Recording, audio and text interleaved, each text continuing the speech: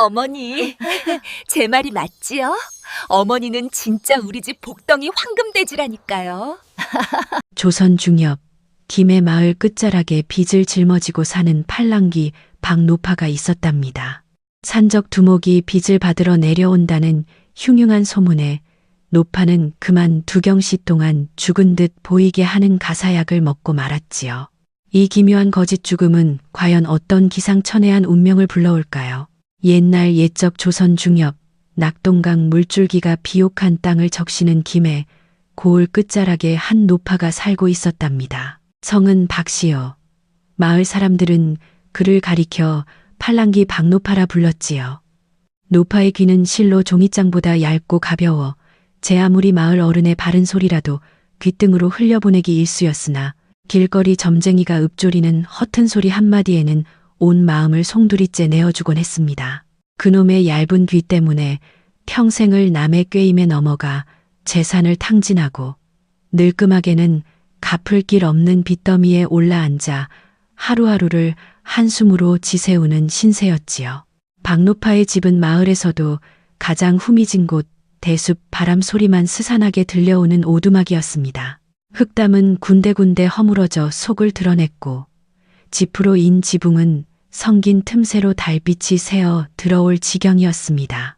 이런 궁핍한 살림에도 노파의 마음을 짓누르는 것은 가난보다도 빚이었습니다. 젊은 날 아들 녀석 병구안에 좋다는 약재를 구한답시고 또 풍년이 들게 해준다는 굿을 버린답시고 점쟁이의 말만 믿고 덜컥 빌려 쓴 돈이 세월과 함께 불어나 이제는 산더미 같았기 때문입니다. 그러던 어느 날 청천벽력 같은 소문이 마을에 파다하게 퍼졌습니다. 노파에게 돈을 빌려준 전주, 가 실은 인근 산을 휘어잡고 있는 산적의 두목이며 그가 제 발로 산에서 내려와 빚을 받으러 온다는 흉흉한 이야기였습니다. 소문은 살이 붙고 부풀어 산적 두목은 사람의 간을 빼어 먹는다는 둥, 빚을 갚지 못하면 그 집안 사람을 통째로 노비로 끌고 간다는 둥, 듣기만 해도 등골이 오싹해지는 험악한 말들로 변해갔습니다. 이 소식을 전해 들은 박노파는 그 자리에 풀썩 주저앉아 사시나무 떨듯 몸을 떨었습니다. 눈앞이 캄캄해지고 심장이 쿵하고 바닥으로 떨어지는 듯 했습니다. 아이고 아이고 이제 나는 죽었구나. 그 험상윷은 산적의 손에 내 뼈도 못 추리겠구나. 노파는 방구석에 틀어박혀 며칠 밤낮을 울음으로 지새웠습니다. 빚을 갚을 방도는 눈을 씻고 찾아봐도 없었습니다. 집이라고 해봐야 곧 쓰러질 듯한 오두막 한 채가 전부요. 고가는 바닥을 보인 지 오래였습니다. 이렇듯 절망의 구렁텅이에 빠진 박노파의 머릿속에 번뜩 떠오른 것은 역시나 점쟁이의 얼굴이었습니다. 노파는 마지막 남은 엽전 몇 덜을 긁어모아 용하다는 장님 점쟁이를 찾아갔습니다. 자초지종을 들은 점쟁이는 한참이나 뜸을 들이다가 신묘한 비책이 있다며 작은 약병 하나를 건넸습니다. 이것은 가사약 자쓰여이라. 이 약을 마시면 꼭 2경시 약 4시간 동안은 숨이 뱄고 맥이 끊어져 완연히 죽은 사람처럼 보이게 될 것이요. 산적 놈들이 들이닥치거든 죽은 사람 행세를 하여 위기를 넘기시오. 박노파는 점쟁이의 말을 하늘의 계시처럼 떠받들었습니다. 빚을 갚을 다른 방법을 찾기보다는 이 기이하고 위험천만한 방법에 모든 희망을 걸기로 한 것입니다. 이것이야말로 평생을 남의 말에 휘둘려온 팔랑귀 노파다운 어리석은 결단이었습니다. 노파는 집으로 돌아와 어리숙하고 마음만 착한 며느리 월선을 조용히 불렀습니다. 월선은 시어머니의 갯숙한 얼굴을 보고는 금방이라도 눈물을 쏟을 듯 근심 어린 표정을 지었습니다. 박노파는 월선의 손을 꼭 잡고는 비장한 목소리로 신신당부했습니다. 얘야, 월선아, 내 말을 단단히 새겨듣거라. 나는 이제부터 이 약을 마시고 잠깐 죽은 채만 할 것이다. 진짜 죽는 것이 아니니 놀라거나 슬퍼해서는 아니 된다. 노파는 약병을 들어 보이며 말을 이었습니다. 혹여 험상률은 사내들이 찾아와 나를 찾거든 이미 눈을 감았다고 숨이 끊어졌다고 말해야 한다. 그리고 어떤 일이 있어도 누가 무슨 말을 해도 절대 이 관뚜껑을 열어서는 아니 된다. 알겠느냐? 이것은 우리 모자의 목숨이 달린 일이다. 월서는 시어머니의 단호한 말에 영문도 모른 채 고개만 끄덕였습니다. 박노파는 며느리의 대답을 듣고 나서야 결심한 듯 약병의 마개를 열고 단숨에 들이켰습니다. 씁쓸한 약기운이 온몸으로 퍼져나가자 노파의 눈꺼풀은 천근만근 무거워졌고 숨결은 신라처럼 가늘어졌습니다. 이윽고 가슴팍에 희미한 오르내림마저 잦아들자 곁에서 지켜보던 월선의 눈에는 시어머니가 정말로 숨을 거둔 것처럼 보였습니다. 시어머니의 간곡한 당부가 있었지만 월선은 차갑게 식어가는 시어머니의 손을 붙잡고 그만 뜨거운 눈물을 뚝뚝 흘리며 깊은 슬픔에 잠기고 말았습니다. 이 기묘한 거짓 죽음은 그렇게 누구도 예상치 못한 운명의 소용돌이를 향한 첫걸음이 되었습니다. 시어머니 박노파의 숨결이 완전히 빠진 것처럼 보이자 순진한 며느리 월선은 시어머니의 당부를 까맣게 잊고 서러움에 북받쳐 올랐습니다. 비록 팔랑귀의 고집불통 시어머니였지만 월선에게는 유일하게 기댈 수 있는 가족이었습니다. 어머니, 어머니, 어찌 이리 갑자기 눈을 감으십니까? 월선은 차갑게 굳어가는 시어머니의 몸을 부여안고 한참을 목 놓아 울었습니다. 슬픔에 잠겨 이성을 잃은 월선의 머릿속에는 시어머니의 거짓 죽음이라는 당부보다 죽은 이를 잘 모셔야 한다는 오랜 관습만이 가득 찼습니다. 월선은 예로부터 죽은 이의 몸에 찬바람이 스미면 그 혼이 추위에 떨게 되어 저승길을 편히 가지 못한다는 말을 굳게 믿고 있었습니다. 그 믿음은 너무나도 순수하고 깊어서 다른 어떤 생각도 비집고 들어올 틈이 없었습니다. 그녀는 눈물을 훔치고 자리에서 일어나 시신을 곱게 뉘일 관을 마련했습니다.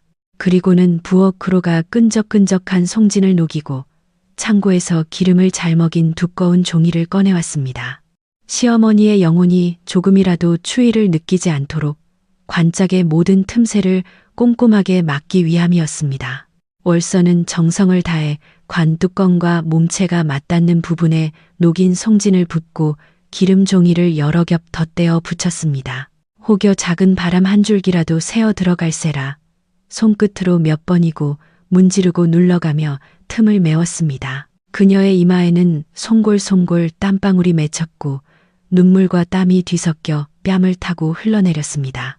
하지만 그토록 정성을 쏟는 와중에 월선은 그만 관짝을 여닫는 경첩 쪽에 난 아주 자그마한 틈 하나를 미처 발견하지 못하고 지나쳐 버리고 말았습니다. 머리카락 한 올이 겨우 드나들 만한 그 사소한 실수가 훗날 관 속에 갇힌 시어머니의 생사를 가르는 결정적인 역할을 하게 될 줄은 꿈에도 몰랐습니다. 월선이 마지막으로 관뚜껑을 한 번 더 쓸어내리며 슬픔을 달래고 있을 바로 그때였습니다. 쾅쾅쾅 누군가 대문을 거칠게 두드리는 소리가 고요한 집안을 뒤흔들었습니다. 겁에 질린 월선이 마당으로 나가보기도 전에 험상령은 인상의 산에 대여섯이 썩은 대문을 부술듯이 밀치고 마당으로 들이닥쳤습니다. 그들의 허리춤에는 서슬퍼런 칼이 번뜩였고 험악한 얼굴에는 인정사정이라곤 찾아볼 수 없었습니다. 그들은 바로 소문으로만 듣던 산적들이었습니다.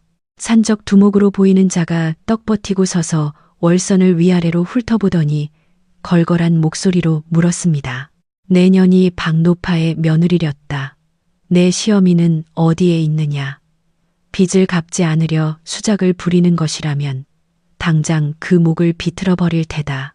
산적들은 박노파가 빚을 갚지 않으려고 거짓 죽음을 꾸민 것은 아닌지 처음부터 의심하고 있었습니다. 월선은 공포에 질려 부들부들 떨었지만 시어머니의 마지막 모습이 떠오르자 어디서 그런 용기가 났는지 앞으로 나섰습니다. 저희 어머니는 방금 운명하셨습니다.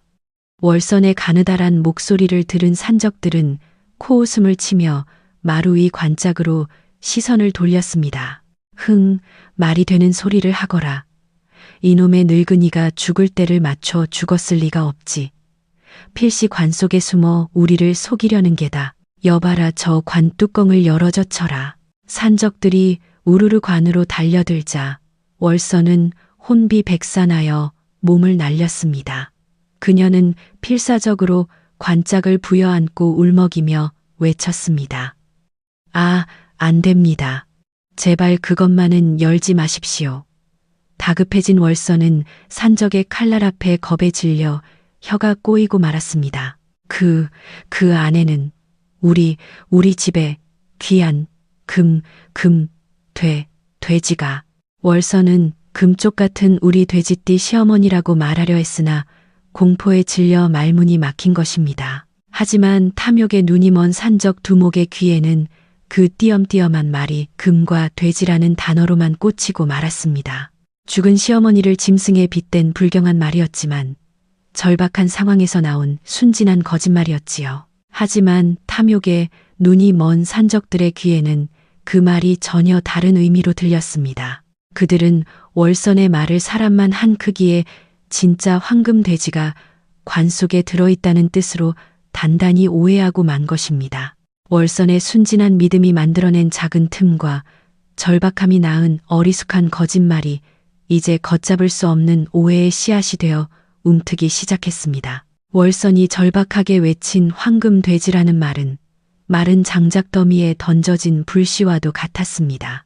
산적들의 귀에 그 말은 금은 보화를 뜻하는 은어처럼 들렸고 특히 산적 두목의 귀에는 더욱 그럴싸하게 박혔습니다. 두목은 언젠가 용하다는 점쟁이에게서 들었던 말을 떠올렸습니다. 값진 물건은 상중성점에 두어야 그 영험한 기운을 얻어 더욱 불어나는 법이다. 점쟁이의 그 한마디는 두목의 머릿속에 미신처럼 깊이 자리 잡고 있었습니다. 월선이 외친 황금 돼지라는 말은 그 미신과 절묘하게 맞아떨어졌고 두목은 관 안에 엄청난 보물이 들어있다는 믿음을 더욱 굳히게 되었습니다. 황금 돼지라, 허허, 그것 참 재미있는 소리로구나. 산적 두목은 탐욕스러운 미소를 지으며 수염을 쓰다듬었습니다. 그의 눈은 이미 관짝 너머의 황금빛 보물을 보고 있는 듯 이글거렸습니다. 만약 여기서 관을 열어 젖혔다가는 마을 사람들이 몰려와 소란이 벌어질 수도 있었습니다. 박노파의 죽음이 사실인지 거짓인지 알려지게 되면 자신들의 행적이 드러날 위험도 있었습니다. 두목은 잠시 주파나를 튕기듯 머리를 굴리더니 가장 안전하고 확실한 방법을 택하기로 했습니다. 여봐라, 이 관을 통째로 들어라. 우리의 아지트로 가져간다. 두목의 명령이 떨어지자 산적들은 기다렸다는 듯이 관으로 달려들었습니다. 그들의 얼굴에는 이제 의심 대신 노골적인 욕심이 가득했습니다. 맨손뿐인 월선은 관짝에 필사적으로 매달렸습니다. 안 됩니다. 제발 이러지 마십시오. 이건 저희 어머니란 말입니다. 그녀는 관 모서리를 부여잡고 뒤에서 울며 애원했지만 이미 황금 돼지의 눈이 먼 산적들에게는 그 애처로운 울음소리가 들리지 않았습니다. 인연이 썩 비키지 못할까 산적 하나가 월선을 거칠게 밀쳐냈습니다.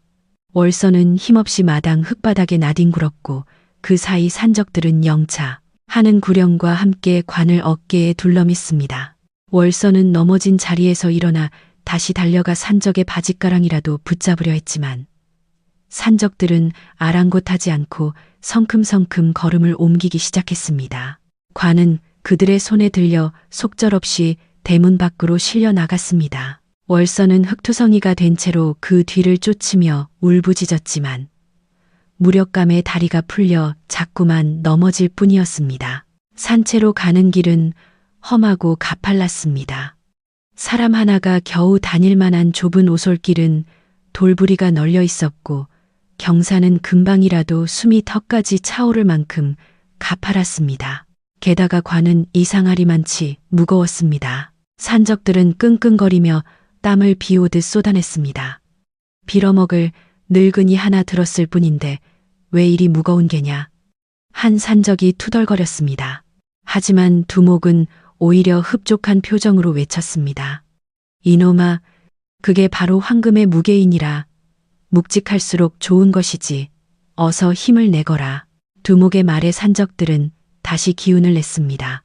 어깨를 짓누르는 고통스러운 무게가 곧 자신들의 차지가 될 황금의 무게라고 여기니 힘든 줄도 모를 지경이었습니다.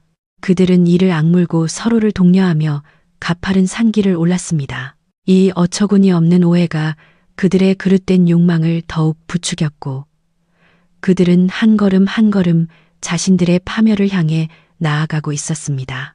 멀리 산 아래에서는 월선이 망연자실한 표정으로 시어머니의 관이 산속으로 사라지는 것을 그저 바라볼 수밖에 없었습니다. 그녀의 작은 어깨 위로 무력감이라는 무거운 짐이 소리 없이 내려앉고 있었습니다. 산적 두목이 예전에 들었던 점쟁이의 미신을 굳게 믿었기에 월선의 순진한 거짓말은 관 속에 황금이 있다는 흔들리지 않는 확신으로 바뀌어 버렸고 비극과 희극이 뒤섞인 기묘한 행렬은 그렇게 깊은 산속으로 향하고 있었습니다. 산적들이 땀을 뻘뻘 흘리며 산을 오르는 그 시각, 칠흑 같은 어둠에 잠겨있던 관 속에서는 조용한 변화가 일어나고 있었습니다. 박노파가 마셨던 가사약의 약 기운이 서서히 풀리기 시작한 것입니다. 처음에는 손가락 끝이 저릿한 느낌이 들었고 이내에 희미했던 의식이 안개 속에서 길을 찾듯 점차 뚜렷해졌습니다. 박노파는 천천히 눈을 떴지만 눈앞에 펼쳐진 것은 아무것도 보이지 않는 절대적인 암흑뿐이었습니다. 여기가 어디냐? 박노파는 잠이 덜 깬 목소리로 중얼거렸습니다. 그러나 자신의 목소리가 좁은 공간 안에서 먹먹하게 울리는 것을 느끼고는 순간 온몸에 소름이 돋았습니다. 손을 뻗어 사방을 더듬어 보니 차갑고 단단한 나무 판자가 손끝에 닿았습니다. 위도 아래도 양옆도 모두 막혀 있었습니다. 그제야 노파는 자신이 관 속에 갇혔다는 끔찍한 사실을 깨달았습니다. 동시에 숨이 턱 막혀왔습니다. 좁은 공간의 공기는 턱없이 부족했고 들이마시는 숨결마다 답답함이 명치를 짓눌렀습니다. 극심한 공포가 노파의 온몸을 뱀처럼 휘감았습니다. 사람 살려. 나 여기 있소. 누가 나 좀 꺼내주시오. 노파는 목이 터져라 소리쳤지만 두꺼운 관 뚜껑에 막혀 소리는 밖으로 새어 나가지 못했습니다. 겁에 질린 노파는 남은 힘을 다해 관 뚜껑을 쾅 두드리기 시작했습니다. 살고 싶다는 본능이 앙상한 팔에 믿을 수 없는 힘을 실어주었습니다. 쿵 둔탁하고 불길한 소리가 관 밖으로 울려 퍼졌습니다. 가파른 산길을 오르느라 지쳐있던 산적들 몇몇이 그 소리를 듣고는 덜컥 겁을 먹었습니다. 두목, 방금 관 안에서 무슨 소리가 나지 않았습니까? 한 산적이 하얗게 질린 얼굴로 물었습니다. 다른 산적도 고개를 끄덕이며 거들었습니다. 그렇습니다. 마치 누가 안에서 문을 두드리는 듯한. 부하들의 동료의 산적 두목은 잠시 걸음을 멈췄습니다. 그의 귀에도 분명 그 둔탁한 소리가 들렸습니다. 하지만 이미 황금 돼지라는 탐욕에 눈이 먼 두목은 그 소리를 제멋대로 해석했습니다. 이놈들 정신 똑바로 차리지 못할까. 그건 이 안에 든 금괴들이 서로 부딪혀 나는 소리다. 우리가 이렇게 관을 흔들며 가니 황금 덩어리들이 서로 부딪히는 게 당연하지 않으냐. 겁먹지 말고 걸음을 재촉해라.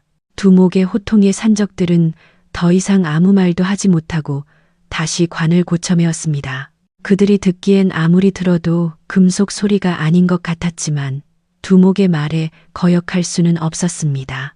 그들이 다시 걷기 시작하자 관은 더욱 심하게 유래도무했고 그럴수록 안에서 울리는 박노파의 절규와 몸부림은 더욱 격렬해졌습니다. 하지만 그 모든 소리는 산적들에게 그저 황금이 내는 기분 좋은 소리로만 들릴 뿐이었습니다. 한편 관 안의 상황은 점점 더 나빠지고 있었습니다. 공기는 점점 희박해져 박노파의 의식이 가물가물해졌습니다. 눈꺼풀이 천근만근처럼 무겁게 내려앉았고 뚜껑을 두드리던 팔의 힘도 점차 빠져나갔습니다. 아, 이대로 죽는구나. 노파가 모든 것을 포기하려던 바로 그 순간이었습니다.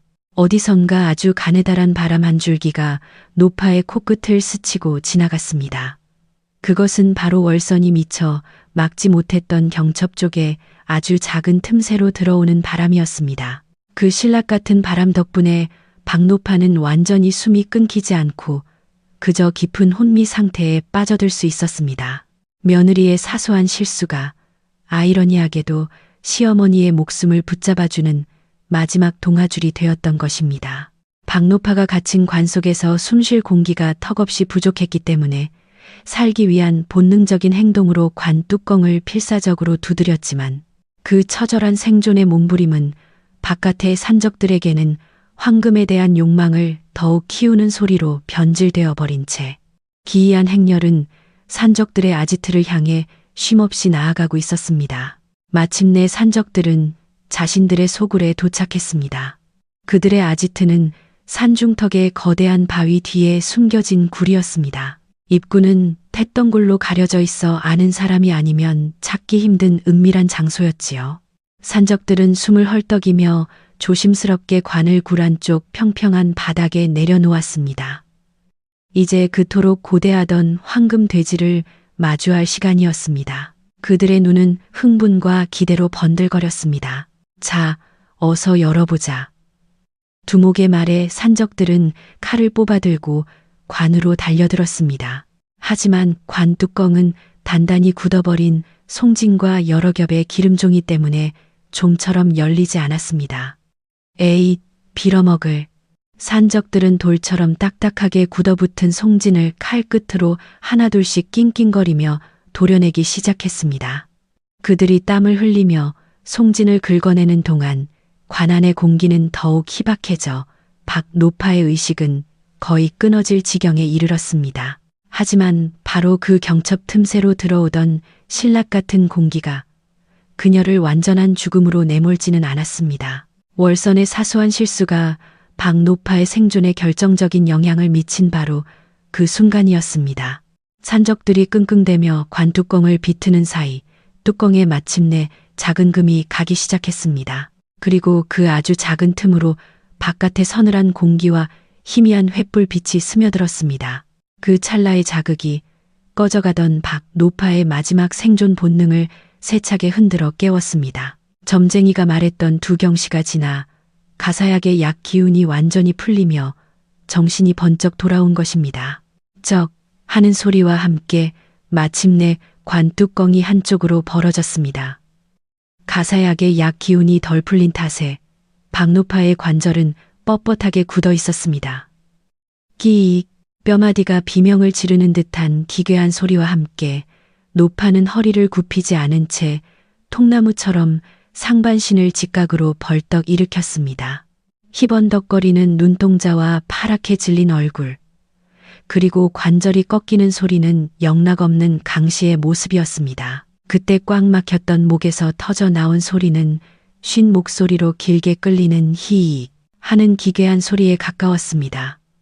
하지만 공포와 탐욕에 사로잡힌 산적들의 귀에는 그 소리가 마치 저승사자의 목소리처럼 죽여 라는 섬뜩한 외침으로 들렸습니다. 산적들은 눈앞의 광경에 숨을 멈췄습니다. 횃불 아래 관 속에서 일어난 것은 황금 돼지가 아니었습니다. 부들부들 떨리는 앙상한 손, 빗기 하나 없이 파랗게 뜬 얼굴, 허공을 향해 뻣뻣하게 뻗은 굳은 팔.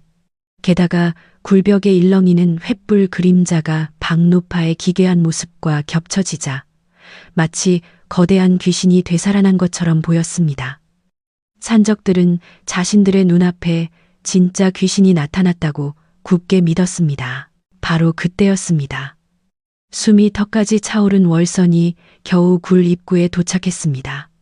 그녀는 산적들을 뒤쫓아 험한 산길을 쉬지 않고 달려온 참이었습니다. 굴 안을 들여다본 월선은 관에서 벌떡 일어난 시어머니를 보고는 반가움에 이성을 잃고 말았습니다.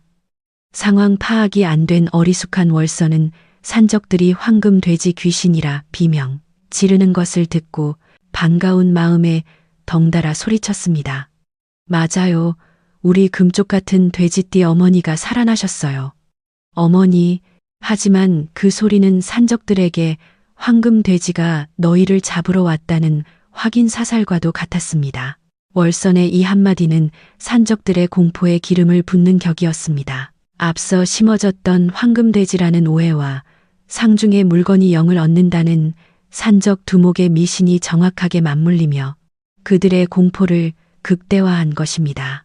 월선이 외친 황금돼지가 살아났다는 말은 산적 두목의 미신에 정확히 부합하였기에 그들은 이를 탐욕에 대한 귀신의 보응으로 여기게 되었습니다. 약기운에서 깨어난 박노파의 기괴한 모습은 그들의 공포심을 돌이킬 수 없는 지경으로 몰아넣고 말았습니다. 황금돼지가 살아났다고? 월선의 외침은 산적 두목에게 저승사자의 선고처럼 들렸습니다. 상중에 영을 얻는다던 점쟁이의 말이 이런 끔찍한 뜻이었단 말인가. 황금이 귀신이 되어 자신들을 벌하러 살아났다고 완전히 믿어버린 산적들은 공포에 질려 미친 듯이 날뛰기 시작했습니다. 끄아악, 귀신이다. 황금이 귀신이 되어 우리를 잡으러 왔다. 이성을 잃은 산적들은 그들의 소굴을 아수라장으로 만들었습니다. 어떤 놈은 들고 있던 칼을 내던지고 어떤 놈은 힘들게 짊어지고 온 창을 버렸습니다. 그들에게 보물은 더 이상 중요하지 않았습니다. 오직 저 끔찍한 귀신에게서 벗어나야 한다는 생각뿐이었습니다. 그들은 서로를 밀치고 밟으며 굴의 반대편에 있는 작은 뒷문으로 줄다름질쳐 도망치기 시작했습니다. 비켜라, 내가 먼저다. 살려주시오. 살려주시오. 굴 안은 비명과 아우성으로 가득 찼고 좁은 뒷문으로 한꺼번에 몰려든 산적들은 엉겨붙어 넘어지고 뒹굴었습니다. 허겁지겁 굴 밖으로 빠져나온 놈들은 뒤를 돌아볼 겨를도 없이 어두운 산비탈을 향해 내달렸습니다.